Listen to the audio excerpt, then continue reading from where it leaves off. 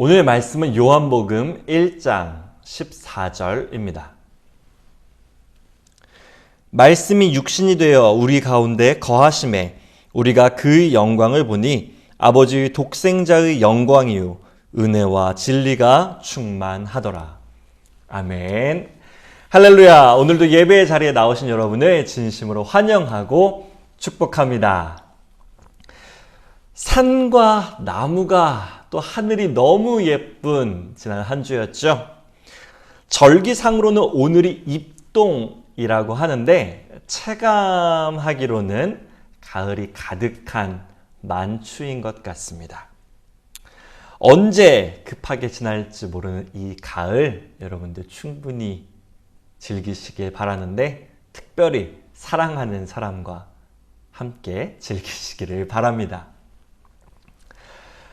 이 멋진 가을날 어제 가장 친한 친구이자 든든한 형, 또 함께 하나님의 길을 걸어가는 목사님의 결혼식이 있었습니다. 너무너무 축하해 줬고 제일처럼 기뻤죠. 다음에는 제가 해야 되는데 이제 유부남이 되면 더 이상 이전처럼 시간을 보내기 어려울 것 같아서 얼마 전에 저녁 식사를 함께 했습니다. 이런저런 이야기를 나누다가 가훈에 관한 이야기를 하게 됐습니다. 제가 어렸을 적에 학교 숙제로 아버지께 가훈을 여쭤봤었는데 그때 들은 가훈이 은연중에 삶에 큰 힘과 지침이 됐었거든요. 그래서 이제 남편이 되고 가장이 되니 혹시 염두에 둔, 생각해 둔 가훈이 있느냐 물었습니다. 그 형은 웃으면서 말했습니다. 나는 다른 게 없지. 오직 예수요. 오직 예수요. 농담 반 진담 반 웃으며 이야기를 나눴지만 돌아오는 길 내내 그 이야기가 머릿속에 맴돌았습니다. 오직 예수를 가훈으로 정해서도 그렇지만 어떤 갑작스러운 물음에도 항상 오직 예수라고 답하는 그 친구 목사님의 시선, 신앙이 인상 깊었고 부러웠기 때문입니다. 여러분들은 오직 예수에 대해서 어떻게 생각하시나요? 진중하고 무겁게 결연한 의지를 담아 금요기도회에서만 이렇게 부르짖는 건 아닌지 모르겠습니다. 제가 그렇거든요. 하지만 기독교, 그리스도교, 예수님을 그리스도라 고백하는 이들이라면 언제 어느 때라도 오직 예수로 인한 삶을 살아가야겠죠. 그런 의미에서 오늘은 십자가로 돌아가자라는 제목으로 오직 예수에 관해 말씀 나누려 합니다. 지난 시간 하나님의 마음으로 돌아가자에 이어서 우리를 위해 십자가 지신 예수님의 마음으로 나아가길, 돌아가길 소망합니다. 오늘 본문 요한복음 1장 14절 한 구절 읽었는데요. 이 말씀을 중심으로 다른 여러 말씀들과 함께 은혜 나누도록 하겠습니다. 우리 1장 14절, 요한복음 1장 14절 말씀 다시 한번 함께 보겠습니다. 말씀이 육신이 되어 우리 가운데 거하심에 우리가 그의 영광을 보니 아버지의 독생자의 영광이요 은혜와 진리가 충만하더라. 아멘. 오늘 말씀 첫 번째, 예수님은 하나님의 온전한 자기 계시입니다. 세상에는 다양한 종교들이 있습니다. 어떤 종교는 수행을 통한 깨달음을 추구하기도 하고 어떤 이들은 자연의 섭리나 인간의 도리를 설파하기도 하죠. 이런 맥락에서 사람들은 기독교를 계시의 종교라고 말합니다. 인간적인 수행이나 자연의 도가 아니라 하나님, 그들은 그냥 신이라고 하겠지만요. 하나님의 전적인 나타내심, 신학적인 표현으로는 자기 계시, 자기를 드러내심, 자기 계시를 통해 종교적 이상으로 나아가기 때문입니다. 다분히 종교학적인 분석이지만 전혀 틀린 말은 아닙니다. 우리는 말씀을 통해 자신을 드러내신 하나님과 만나고 그분을 믿기 때문입니다. 성경은 곳곳에서 드러내시는 하나님을 말합니다. 출애굽기에서 하나님은 떨기나무 가운데 불꽃으로 모세를 만나셨고 선지자 이사야에게는 환상으로 자신을 보이셨죠. 하지만 하나님께서 당신을 나타내신다고 해서 하나님이 자기를 계시하신다고 해서 이스라엘 백성들이 그냥 쉽게 그분을 만날 수 있는 것은 아니었습니다. 시내 산에서 십계명을 받던 백성들은 하나님 만나기를 두려워합니다. 출애굽기 20장에 모세여 당신이 우리에게 말씀하소서 우리가 들으리이다. 하나님이 우리에게 말씀하시지 말게 하소서 우리가 죽을까 하나이다. 그들이 하나님의 음성 듣기를 두려워했던 것은 그 이유는 혹여라도 하나님의 얼굴을 뵈는 날에는 바로 죽음에 이르게 되기 때문입니다. 해서 하나님께서도 직접 모세에게 경고하셨습니다. 또 이르시되 네가 내 얼굴을 보지 못하리니 나를 보고 살 자가 없음이니라. 아멘. 죄인인 인간은 거룩하신 하나님의 얼굴을 보자마자 얼굴을 보는 순간 죽을 수밖에 없습니다. 하지만 하나님께서는 끊임없이 백성들에게 자신을 보이고 말씀하십니다. 내가 너희를 사랑한다. 더 이상 죄를 지어서는 안 된다. 내게로 돌아오거라. 당신의 품 안에만 생명과 구원이 있기 때문입니다. 이렇게 사랑하는 마음으로 자신을 드러내셨던 구약의 하나님에 관해 신약의 히브리서는 이렇게 말합니다.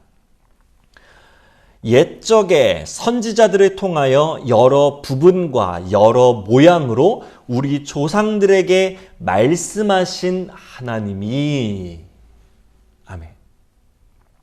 여기서 여러 부분은 수많은 장소나 때, 또 여러 모양은 다양한 방법들을 뜻합니다. 하나님은 구약의 오랜 세월 동안 백성들에게 필요한 때마다 꿈, 환상, 음성 등으로 자신을 보이셨던 거죠. 히브리서는 그것을 우리에게 말씀하셨다고 표현합니다. 지난 시간에 이야기 나눴었죠. 말씀이란 무엇이냐? 요한복음은 태초에 말씀이 계시니라 이 말씀이 하나님과 함께 계셨으니 이 말씀은 곧 하나님이시라고 증거하는데 결국 하나님께서 말씀하셨다는 것은 우리에게 자신을 드러내 보이셨다는 것을 뜻합니다. 그리고 마침내 드디어 이 말씀이 육신이 되어 우리와 함께 하시게 되었습니다. 임마누엘입니다. 말씀이 육신이 되어 우리 가운데 거하심에 보라 처녀가 잉태하여 아들을 낳을 것이요 그의 이름은 임마누엘이라 하리라 하셨으니 이를 번역한즉 하나님이 우리와 함께 계시다 함이라. 아멘. 구약 시절 내내 여러 부분과 모양으로 자신을 나타내셨던 하나님께서 이제 우리와 똑같은 한 몸, 육신으로, 인간으로 자신을 보이신 것입니다. 그렇습니다. 예수님은 하나님의 온전한 나타내심, 완전한 자기 계시입니다. 우리가 기억하고 돌아가야 할 십자가를 말하기에 앞서 예수님의 오심을 다시 생각하는 것은 그 십자가를 누가 졌는가, 그 십자가를 누가 짊어졌는가가 중요하기 때문입니다. 단순히 십자가에서 죽은 사람은 많습니다. 로마의 최고 형벌이었던 이 십자가에서 어떤 이는 노예로, 어떤 이는 강도로, 또 어떤 이들은 정치범으로 죽었습니다. 물론 억울한 죽음도 있었겠지만 형벌이라고 하는 측면에서 본다면 그들은 결국 자신의 죄 때문에 십자가에서 죽었습니다. 하지만 예수님의 십자가는 다릅니다. 예수님은 하나님의 뜻과 마음을 보이시기 위해 십자가에서 죽으셨습니다. 예수님의 탄생과 생애, 그리고 십자가에서의 죽음 모두가 곧 하나님의 자기 계시, 자기 나타내심이었기 때문입니다. 오늘 예수님이 누구신지 분명히 기억하고 그분의 십자가로 돌아가는 우리 소명교회 되기를 축복하겠습니다. 우리 이어서 요한복음 1장 29절의 말씀 함께 보겠습니다. 이튿날 요한이 예수께서 자기에게 나아오심을 보고 이르되 보라, 세상 죄를 지고 가는 하나님의 어린 양이로다. 아멘.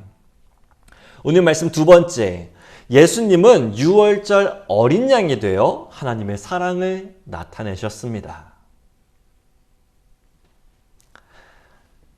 그래서 어쩌라는 건가? 표현이 좀 거칠었죠? 네, 죄송합니다. 하지만 제가 신학적인 고민을 할 때마다 마음속에 새기는, 또 머릿속에 떠오르는 말입니다. 그래서 어쨌다는 건가? 예수님이 하나님의 자기 계시다, 자기를 나타내십니다. 오케이. 그런데 그게 나랑 무슨 상관이야? 그게 나에게 무슨 의미가 있어? 이런 어리석은 저의 질문에 요한복음은, 또 세례 요한은 분명하게 대답해 줍니다. 보라, 예수님은 세상 죄를 지고 가는 하나님의 어린 양이시다. 메시지 성경은 이렇게 번역합니다. 이분이 하나님의 유월절 어린 양이시다. 세상 죄를 용서하시는 분이다. 아멘.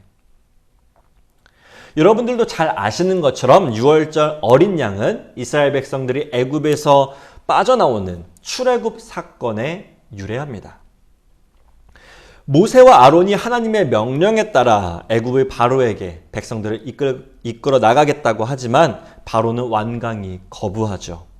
이에 하나님은 10가지 재앙을 내리십니다. 물이 피로 변하고 개구리로 가득 뒤엎이고, 여러 재앙에도 바로가 마음을 꺾지 않자 하나님은 마지막 10번째 재앙을 내리십니다. 바로 그 땅의 모든 생명의 장자를 치시겠다는 겁니다.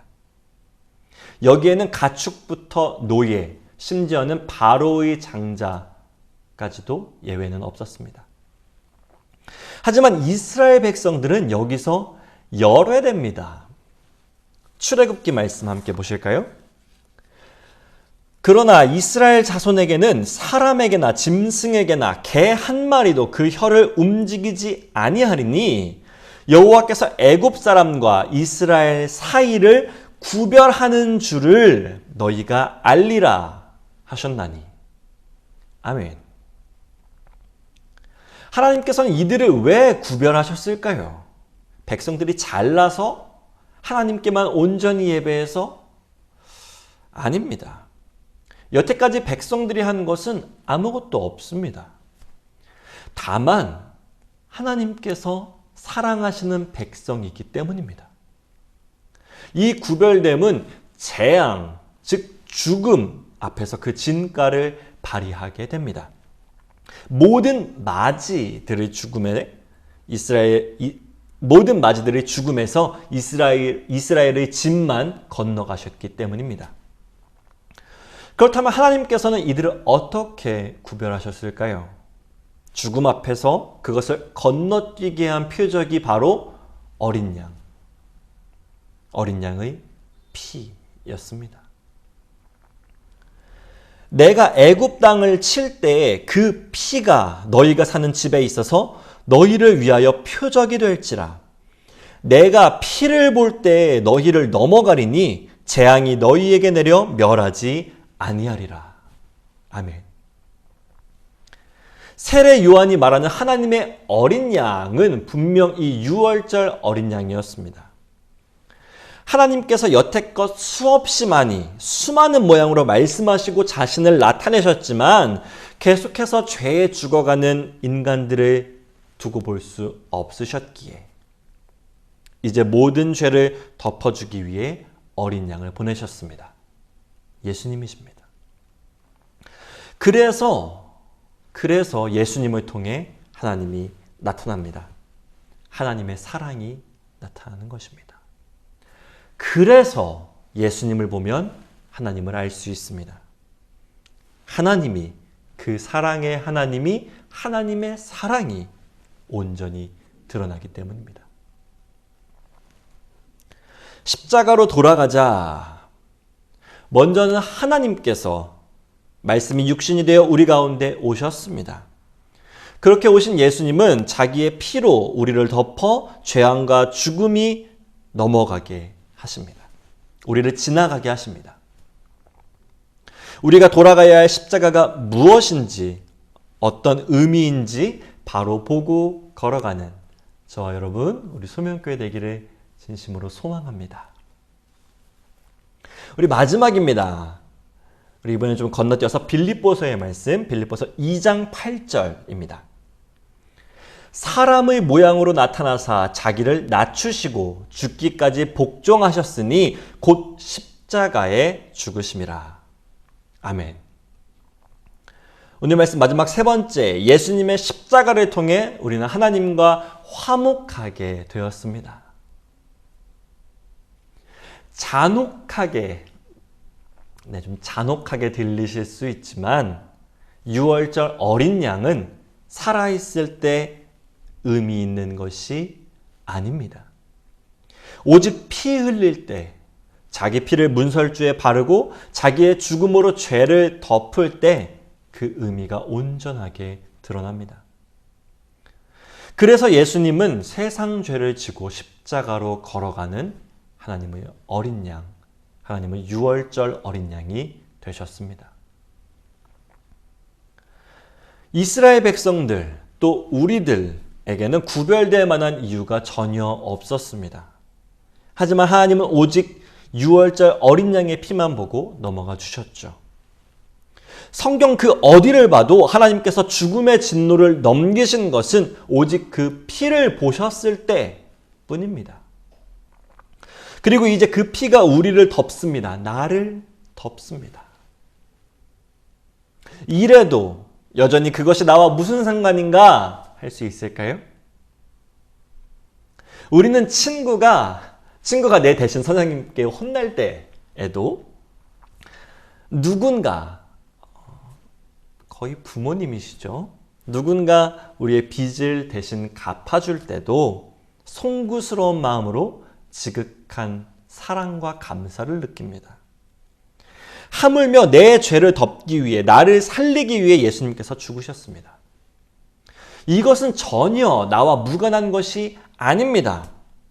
내가 원한 일이 아니다 라고 말할 수도 없습니다. 우리는 죽음을 향해 나아가고 있었기 때문입니다. 그렇게 우리가 돌아가야 할 십자가는 나를 위한 십자가가 되었습니다. 생명을 살리심, 곧 구원이죠. 십자가가 어떻게 우리를 살리셨는가? 어떻게 우리를 살리셨다는 건가? 앞서 하나님께서 구약 내내 백성들에게 하신 말씀이 있다고 말씀드렸습니다. 내가 너희를 사랑한다. 더 이상 죄 지어서는 안 된다. 내 품으로 돌아와라. 당신의 품 안에만 구원과 생명이 있기 때문이었습니다. 하지만 죄로 인해 하나님과 장벽이 세워지고 그분의 진노를 받을 수밖에 없었던 우리에게, 우리가 그런 죽음에 처했을 때 예수님은 십자가의 피로 화평을 이루어 주셨습니다. 하나님과 화목하게 하신 것입니다. 그것으로 우리는 다시 하나님의 품, 생명이 있는 그 품으로 돌아갈 수 있게 된 것입니다. 그래서 십자가는 생명입니다. 단지 십자가라서 또 단지 십자가에서 예수님이 죽으셔서가 아니라 그 십자가를 통해 하나님과 다시 화목하게 되었기 때문에 생명인 것입니다. 골로새서 1장입니다. 그의 십자가의 피로 화평을 이루사 만물 곧 땅에 있는 것들이나 하늘에 있는 것들이 그로 말미암아 자기와 화목하게 되기를 기뻐하심이라. 아멘. 그의 십자가의 피로 자기와 화목하게 되기를 기뻐하심이라. 신학자 칼바르트는 이렇게 말했습니다. 피조물의 파멸이 아무리 크다고 해도 하나님의 헌신이 그보다 작아서 피조물의 구원에 충분하지 못하게 되는 일은 없다. 자기 자신을 버리시는 하나님의 바로 그 뜻은 그렇게도 크다. 인간의 자리에 서시는 하나님, 이것이 화해다. 이제 우리는 예수님의 십자가로 하나님과 화목하게 되었습니다. 하나님은 진노를 거두셨고 그 피를 보아 우리를 건너가 주셨습니다. 그러니 우리가 다시 돌아가야 할 곳 또한 십자가입니다. 그 십자가에서만 온전히 하나님의 사랑이 나타나기 때문입니다. 오늘 다시 십자가로 돌아가기로 각오하고 굳게 걸어가시는 여러분 위에 하나님과의 화목이 풍성히 임하게 되시기를 진심으로 축복하겠습니다. 말씀을 정리하겠습니다. 십자가로 돌아가자. 오늘 3가지 말씀드렸습니다. 첫째, 예수님은 하나님의 온전한 자기 계시입니다. 하나님의 말씀이 육신이 되셨을 때 우리는 그분을 통해 하나님을 알 수 있게 되었습니다. 둘째, 예수님은 유월절 어린 양이 되어 하나님의 사랑을 나타내셨습니다. 인생은 죄로 인해 누구도 하나님의 죄에서 벗어날 수 없었지만 하나님은 오직 그 피를 보시고 건너가 주셨습니다.